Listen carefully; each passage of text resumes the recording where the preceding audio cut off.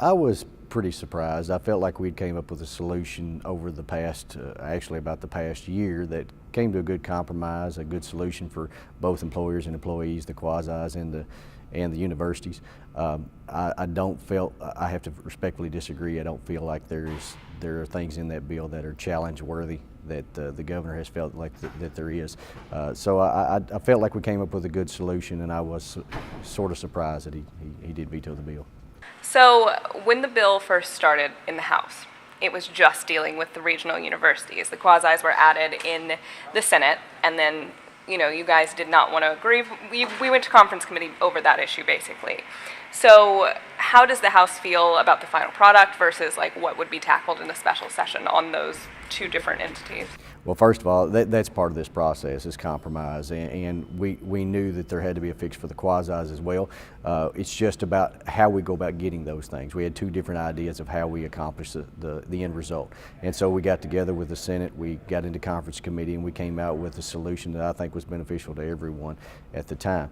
As far as what we do in special session, of course, again, that's going to be up to the governor and how we handle that when he makes that call. I would say that it is important that he lets us know when he is going to call that as soon as possible, so that we can get to work on something. And I think that the ball is kind of in his court right now, as well as to come up with a solution on what he feels is going to be beneficial going forward.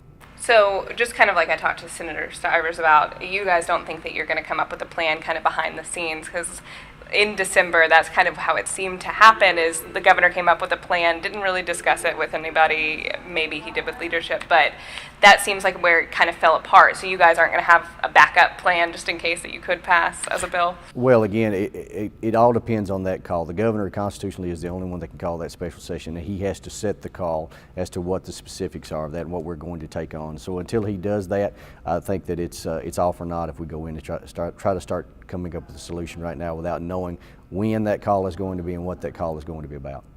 So what do you expect to see over the next coming weeks then? And when do you, I mean, obviously we don't know when he will call it between now and July 1, but do you have any predictions on when or when you think it should be called? Well, I think it was discussed earlier with President Stivers that the universities have got to start working on their budget, or they're actually working on their budgets. They have to finalize their budgets by somewhere around June the 1st, so that they can get those prepared for the July 1st implementation. So in my opinion, we really need to have this done prior to June 1st for those universities to know what they're going to do, because they have to set budgets based on what the law is, not what the law possibly could be. So we need to go in and get that done prior to them finalizing those budgets.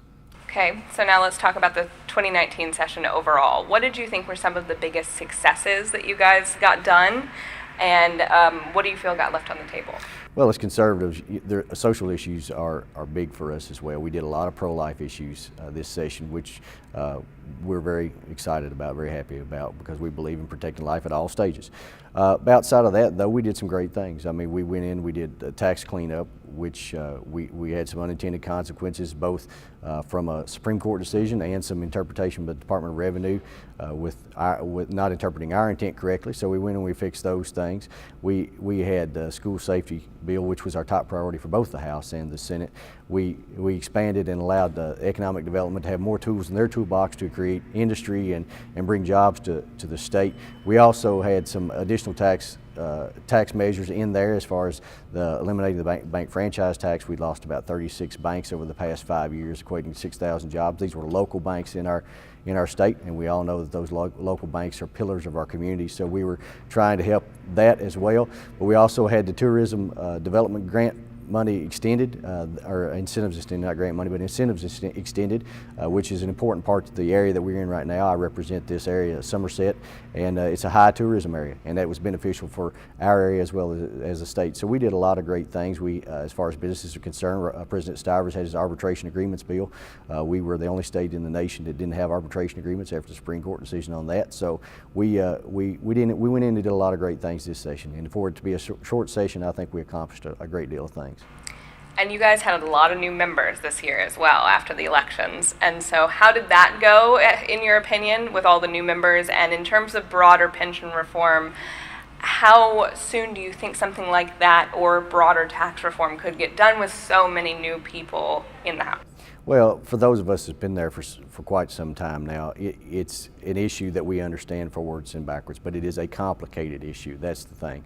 And so we had 16 new Republican members, 16 new Democrat members in the House. That's 32 members. Almost a third of the House has flipped in just the last election cycle. So there's a big learning curve there, and they have to be educated and brought up to speed on all these issues and why these issues need to be fixed, why they got in the situation that they're in, and start working towards solutions. So sometimes those things take some time, and also with it being such a complicated issue with 61 Republican members and the 39 Democrat members, you've got a various array of opinions there. So in order to come to a compromise, it's going to take some time and to bring all stakeholders to the table and get these conversations moving.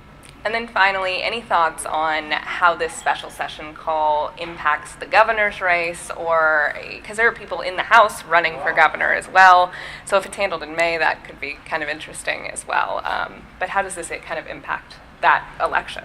Well, I'm not sure how it's going to impact the election. I think that if we go in, we come out with a good solution that's beneficial to everyone, the employees, the employers of those organizations, that I think it's not going to have any effect. But we also have to put that aside and not worry about elections and just do what is right for the people of this state and make the complicated decisions that we need to make if we're going to move this state forward. Too many decisions are based on politics and election cycles, and we need to get away from that and just do what's right for the people of the state of Kentucky.